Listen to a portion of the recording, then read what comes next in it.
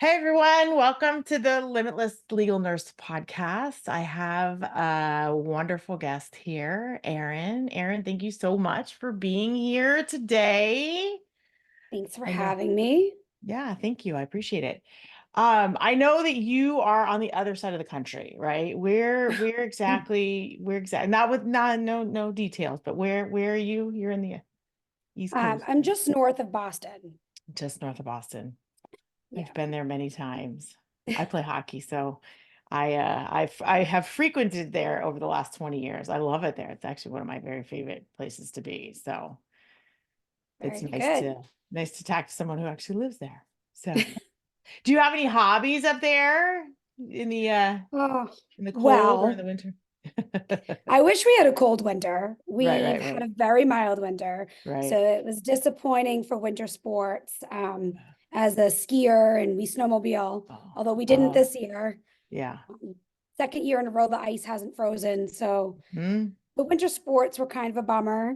But Right. looking forward to spring, taking my motorcycle out, Oh, playing with the nice. kids.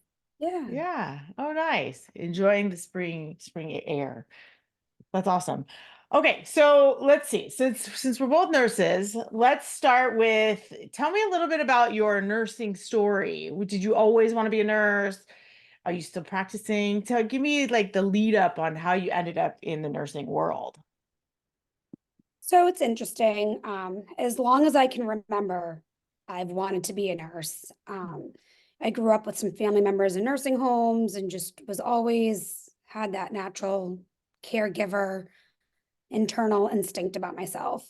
But most recently, I opened a box of things my mother saved from when I was a kid, Oh, uh-huh. and it all said I wanted to be a lawyer when I grew up. Oh my gosh, that's so And fun. I find that interesting how I ended up down Yeah, this legal yeah, nurse consulting path. yeah. However, my passion is intensive care nursing. Mm-hmm. That's my comfort zone, my home, Mm-hmm.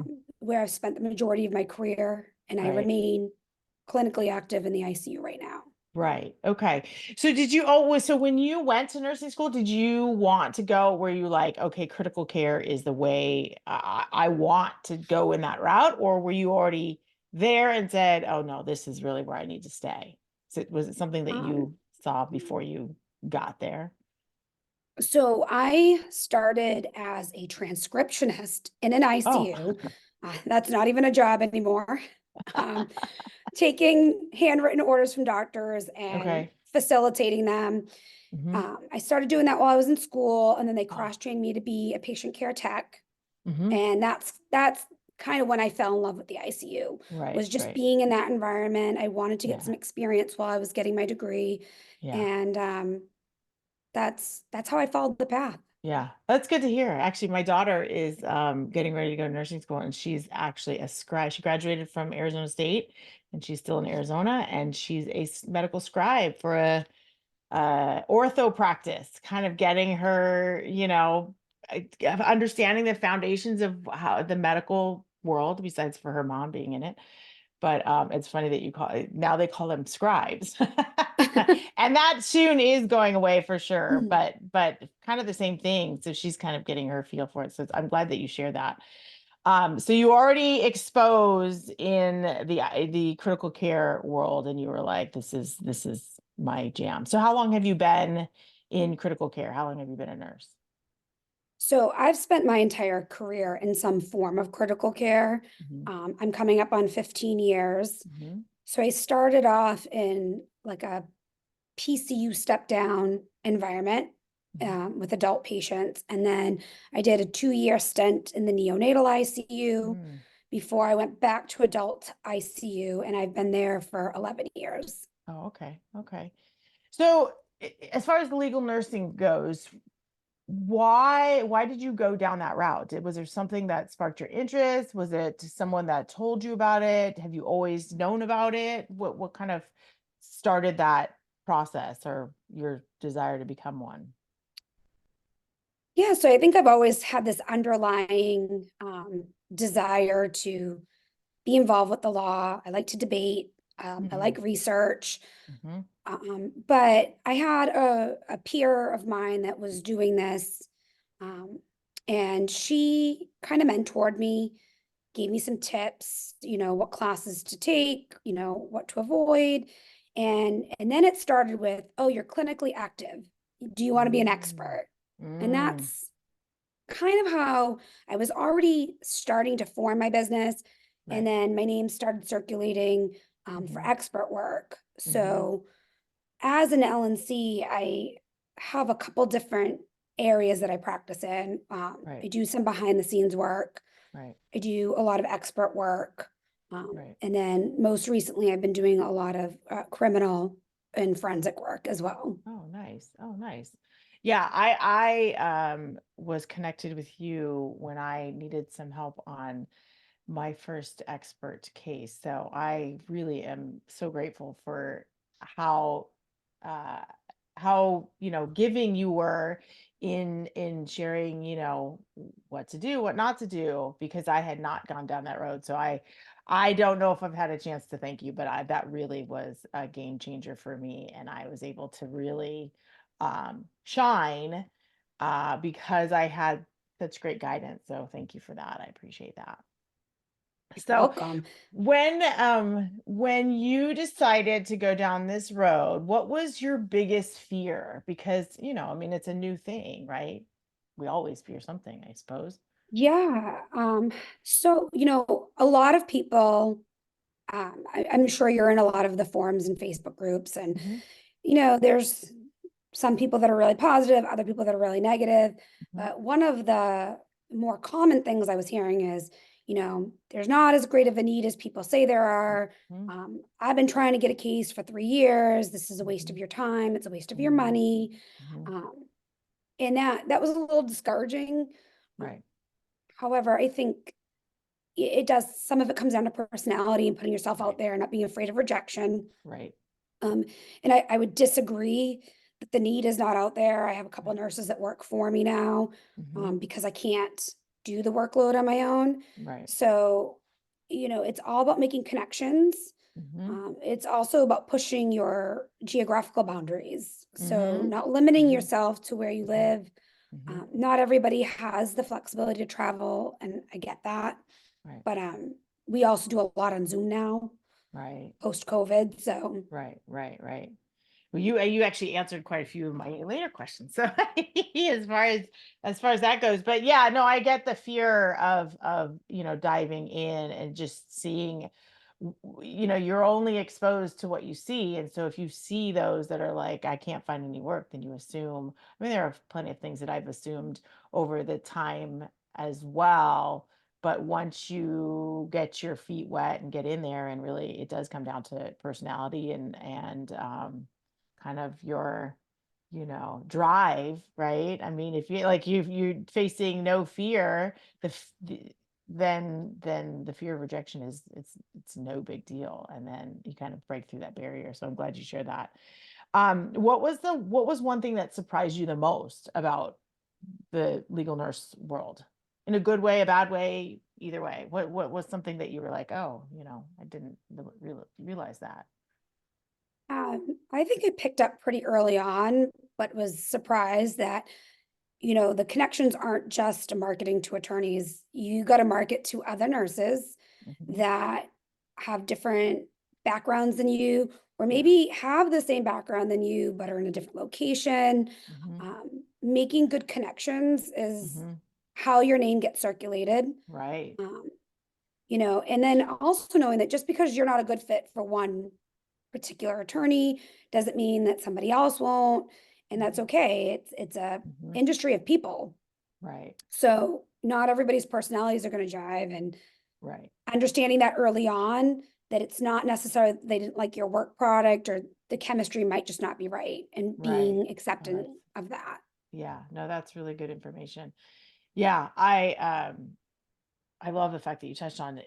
It's not just, I think we get tunnel vision. I think most people get tunnel vision in that it's like, I'm an introvert, or I'm not or I'm an extrovert, or I can't, there's all sorts of different ways to connect with attorneys, but you're right, it doesn't necessarily have to be just attorneys, because I know I know that my first expert case was through another legal nurse that I had connected with just on a whim, So that strength of really connecting with people, whether they're attorneys or not, is holds really, really high value in this world. And I'm so glad you shared that. So far, no one has shared that importance. And I love, I mean, this is part of the reason why I'm doing this podcast. It's because I love the connection with legal nurses. And this is for me, I haven't been doing this very long, but I've been in the connecting with people business for a long time. And so it's just another realm to be able to connect with people. And I think it just, for any business, it really makes your business, makes or breaks your business. You have to be a people person. So, and like you said, you're not necessarily, you don't have to be everybody's cup of tea, but the person next to you who you've connected with may be, and that you still have that ability to, make it work. So thank you. Okay, so you do behind the scenes, but you do mostly expert work. Where do you feel that you shine in that area? Is there something in particular that you feel like, your attorney clients have been like, you are amazing at this one thing, and we keep coming back to you, or something like that? Where do you feel like you shine? Yeah, I think that the most feedback I get from attorney clients is the ability to educate in layman's terms. Hmm. So specifically when you're in trial, or in the pre-suit area. So Hmm. it's funny, I would say those are the bookends. So you've got your merit screen and your discovery process that consists of a lot of education, to build the case up for them and help them know, like, these are your key players, these are the policies that we need, these are the questions that we need to ask, before we move forward. And then you kind of get into this middle of the road where people, depending on what state you're working in, will write expert reports and rebut them. Right. Um, and then, you got deposition. That's always hard. It gets Hmm. easier each time you do it, but Hmm. you know, it's, you're kind of going in, you don't know the opposing counsel, you don't know their personality, you haven't worked with them. Hmm. So that can be intimidating, but to be able to still stay composed and not get rattled, and educate that person as to why you have the position and the opinions that you have. Right. That seems to be feedback that I get from most of my attorneys, that I'm able to lay it out so that people without medical background understand. Right. Um, and I feel like that's such a huge job as a nurse, because Right. I'm always re-explaining things to patients and families after the doctor has come Right. in Right. Right. Right. and kind of gone over things once, and they're trying to absorb all this information. Yeah. So you're not, we're natural educators. So you're not changing that about what you do. You're just changing the person you're educating, I suppose, right? Exactly. Yeah. Oh, that's awesome. So you're a natural born educator. What have you had any sort of big accomplishment? What would you say your biggest accomplishment has been as of today? Something you're really proud of. Specifically to being an LNC, or just as a nurse in general? But either. Yeah, either. Well, I survived the COVID pandemic. I suppose. Yeah, I suppose we all I'm did. Yeah. still standing. We Yeah. lost a lot of bedside Oh gosh. nurses. Yeah, I Um, know. So the yeah. biggest accomplishment is surviving a pandemic as Mm, a nurse and I still hope I never practicing. see it. Yes, Yeah, yes. yeah, yeah, and still Um, practicing. Especially in critical care. I mean, I can imagine my specialty is the operating room. Our operating room for the first time in 25 years shut down. And yeah. so that for me was odd, but we still had to be flexible. And I became a triage nurse in a trauma center ER. I was like, I'm an OR nurse. How am I? So I get the accomplishment, but I can imagine being in critical care during that whole time. It was just, insane. That's it. So I'm glad you said that. Do you have any big accomplishments in the LNC world that you're proud of? I'm really excited that next month is going to mark the 5th year that I started my business. Mm-hmm. Um, not all nurses are entrepreneurs, Correct. but I grew up in a family where my mother and my father both own their own business, Mm-hmm. had a little bit of guidance and exposure to that growing up. But, it takes a lot of background work that's Yeah. nobody sees to make it Right. happen. Right. The marketing, the rejection, the time spent, the money spent, Yeah. to get yourself to a point where you're not scrounging for work. So I Mm-hmm. would say I'm most proud of the fact that I now have some amazing nurses that work under me Mm-hmm. because we have a pretty steady workflow Mm-hmm. coming in on a regular basis. Mm-hmm.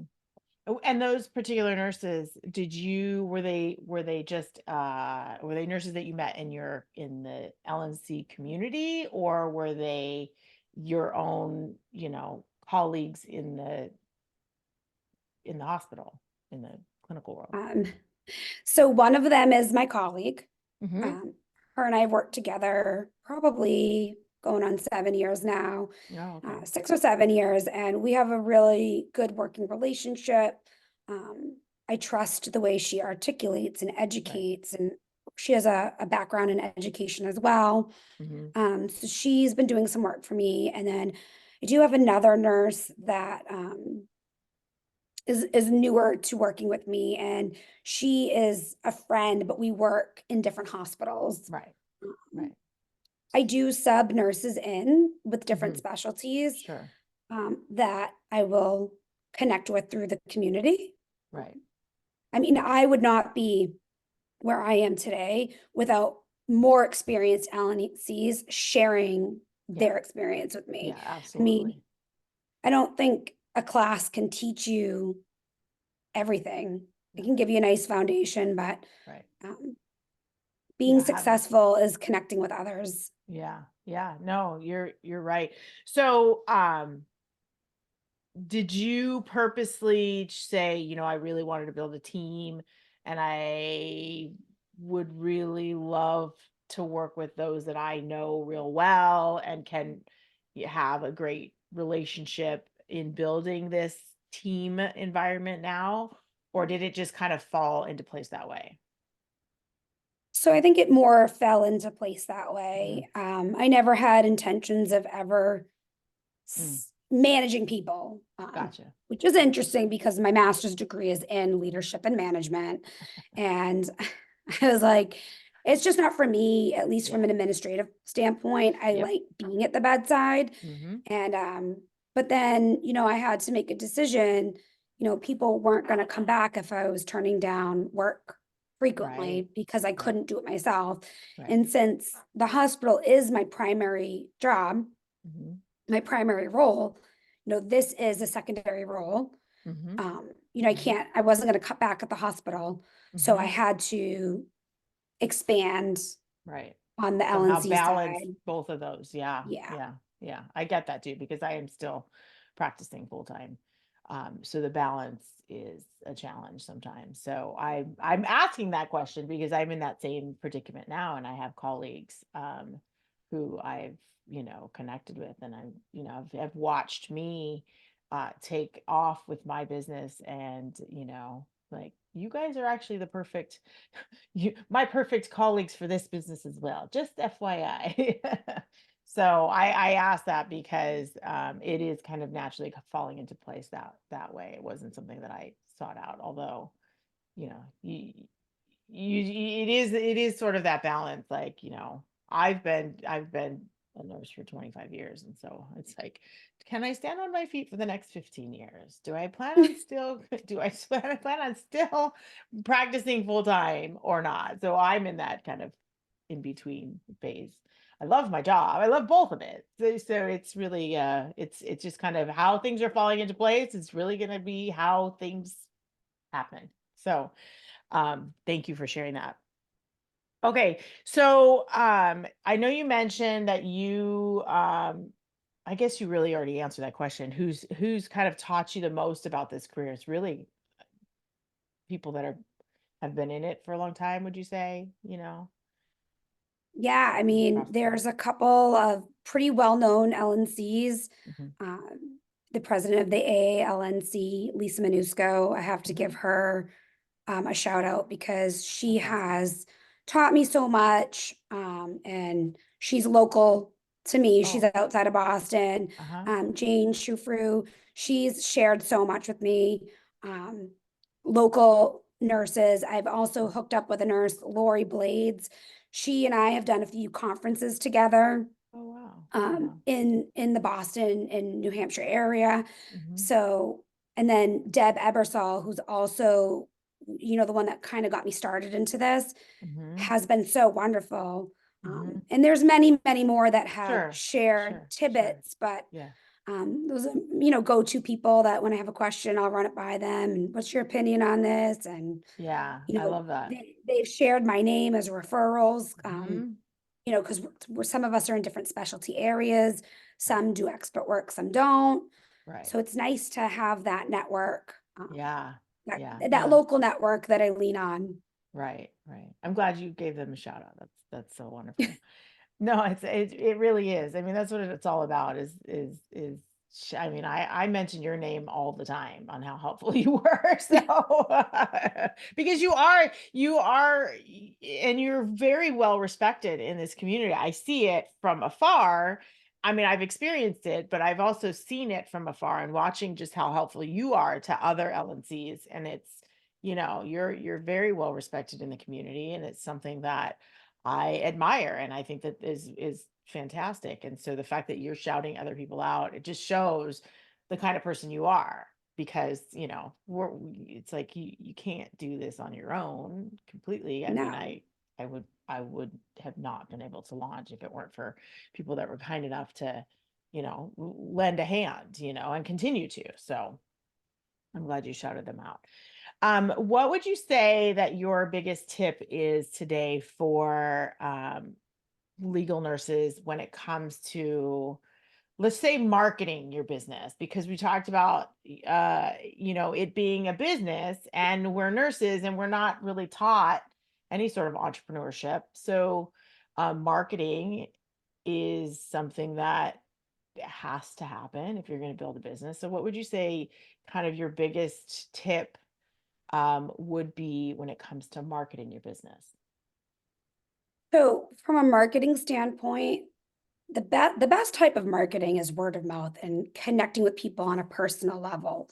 Um, but on LinkedIn, which tends to be a pretty big network of nurses, attorneys, um, criminal defense attorneys, prosecutors, everybody that could be dipping their toes into this pool that we all kind of cross over. Mhm. You don't need to tell attorneys what an LNC is. They know. Show them your value, show Mhm. them something educational, share articles or information about what you're going to bring to the table. Mhm. Um, and things will fall into place. And the best marketing is putting a good product out.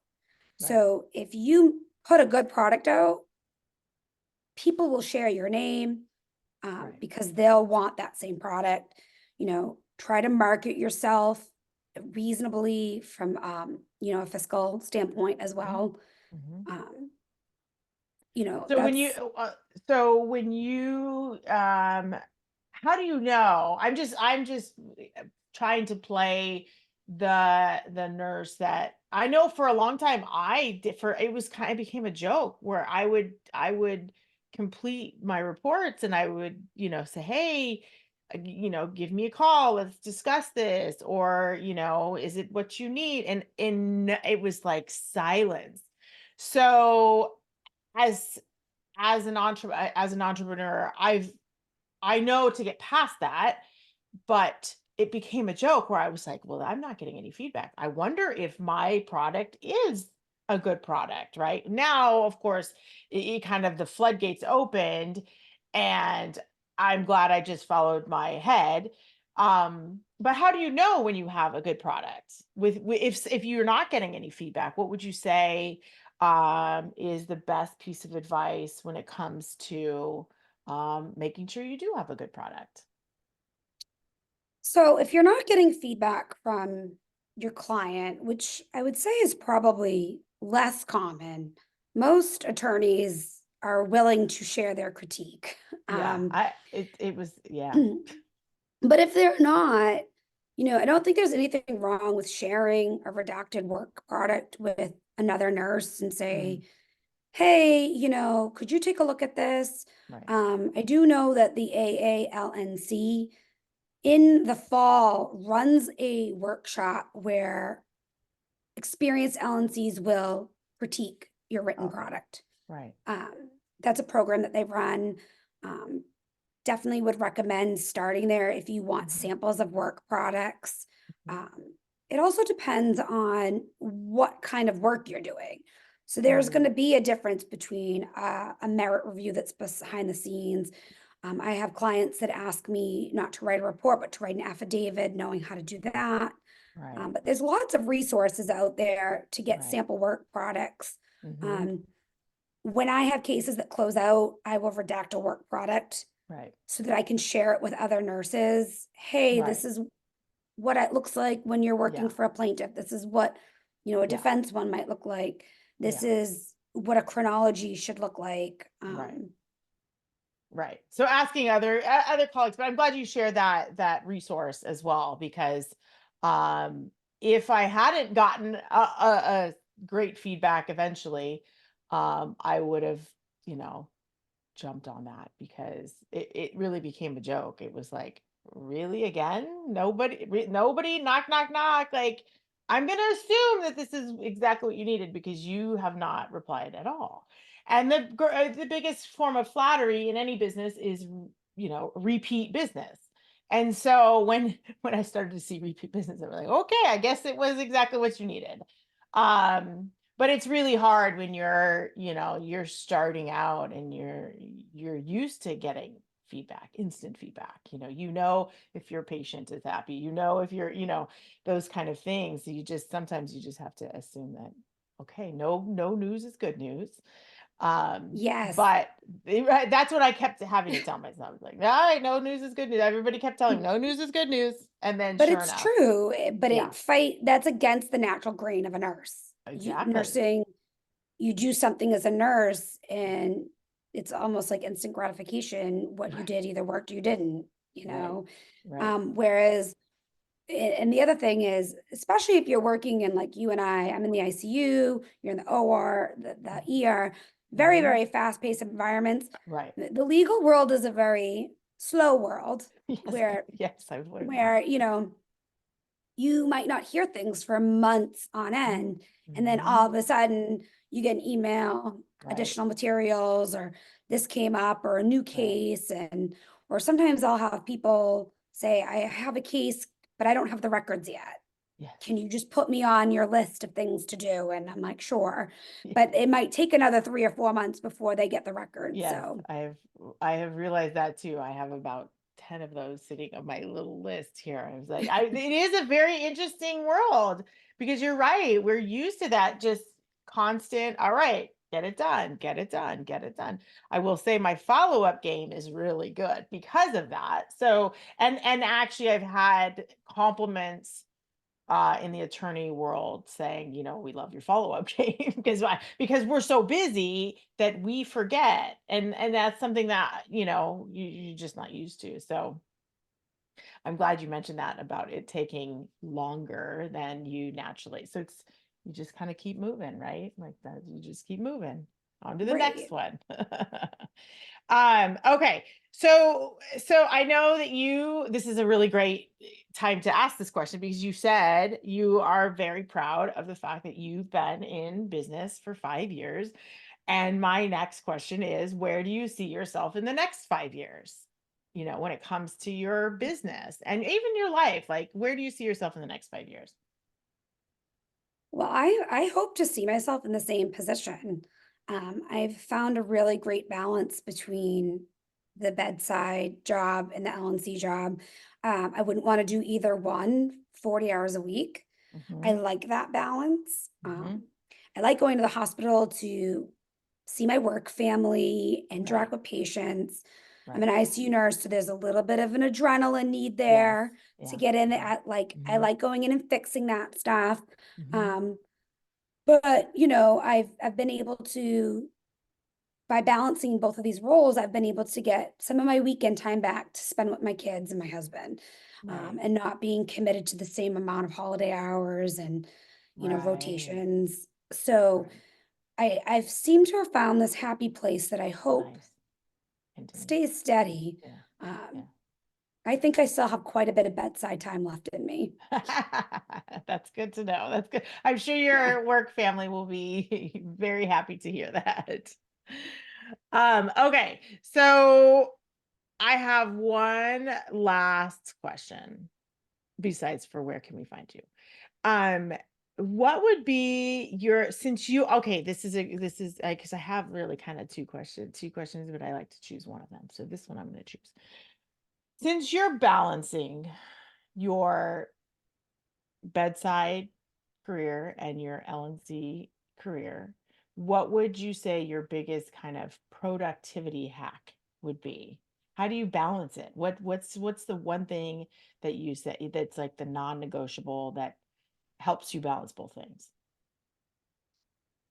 Well, I think it helps that my hospital schedule comes out 6 to 8 weeks in advance. So I'm a planner. I like to plan down to what each day is going to look like over the couple of weeks. I'm always penciling in things that I know might change or ebb and flow. I have 2 little kids. That's always the wild card that somebody will be home. But organization really is the key. Knowing, you know, it's funny, a lot of L&Cs ask me, how do you estimate how much time something's going to take you so that you can plan? And, you know, that's a really hard question. It's not a black and white answer. But once you've done a few cases and you become more efficient and you learn what works for you know, everyone's brain works a little bit differently. You start to realize, you know, what you can do to make things more efficient. So I'm a lover of Adobe. I like to review all my records in Adobe because I can bookmark, I can highlight, I can search words, keywords. You know, if I have a crazy long file, which most of the ICU cases are, it really helps me stay efficient and on task. And then, you know, every once in a while, I'll say to my husband, I got to put a couple hours in on the weekend. I've got a deadline. And I just make it happen. I have a lot of support at home too, which is helpful. That's really helpful. Yeah, no kidding. Yeah, no, I love that because I think the entrepreneur self in me for the last 20 years has been balancing both my work life and thankfully I'll be an empty nester in a few months. So I've kind of gotten past that, but it is really, you have, that's the reason why I asked that question, is because over the years, there have been plenty of productivity hacks to make it work. So I always like to hear what others are, but yes, I'm a huge fan of the Adobe. Anything to make things more efficient will save time, obviously. So, you know, I try to do the majority of my L&C work when the kids are at school. And I work second shift. So on those days, my productivity can be really high, depending if I'm working an 8 or a 12. So if I'm working 3 to 11, I'll work all day from home and then I'll go work and I'll pull a long day. Even when I work 11A to 11P, because that's my other shift, especially when I have a student, I'll work from when the kids get on the bus at 8 till 10 before I have to leave to go in for my shift. So, you know, 2-3 hour blocks of time, you can get a lot done. Trying to do too much in one day can actually be counterproductive. You can only look at a computer and read for so long before your attention isn't, you know, 6 hours looking at a computer, your attention might not be where it is. So I find it's better to do smaller increments of time and then break it up with something else, because you actually get more done in that 2 to 4 hour block of time than you're going to get sitting down for an 8-hour day in front of your computer. Yeah, there's actually a study and there's a method. It's called, I don't know if you've ever heard of it. It's called the Pomodoro method. And it's sitting down, because exactly what you described, the longer you sit, the less productive you are. So there are two different methods. One is a 25-minute and one is a 45-minute. So you basically sit down and work for 25 minutes. This is how I do things too. There are actually apps that are Pomodoro method apps, but you sit down for 25 minutes and you work, and then you take a 5-minute break, and then you sit down again for 25 minutes. And you work.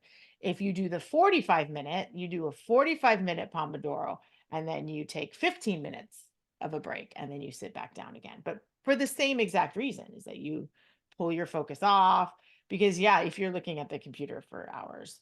So I love the fact that you find, you find the gaps of time to work, and you're actually much more productive that way. So it kind of eases the mind to say, well, you can fit it all in those few hours before you go to work, because the kids are at school. And then that's how I used to do it when my kids were in school. It was like whenever they were in school and I worked an off shift, it was just those finding those gaps of time. So I love that. Because it's so true. So I appreciate you sharing all of your wisdom and tips and who you are. And would you mind sharing with everyone where we can find you on social media? Yeah, so I am on LinkedIn the most from a social media standpoint. Mhm, EL Nurse Consulting, which is the name of my business, is mhm. there's a Facebook page for that as well. And then you can visit my newly designed website. We've rebranded for our 5-year anniversary, and that's elnurseconsulting.com. And it's got information about me, one of my right-hand nurses that works for me, and all the services that we provide. That's wonderful. All right. And that'll all be in the show notes, so people can just click on the link and find Erin. So thank you again, Erin. I appreciate you being here. And I look forward to chatting with you in the future. So thank you. Absolutely. Thanks for having me. My mouth.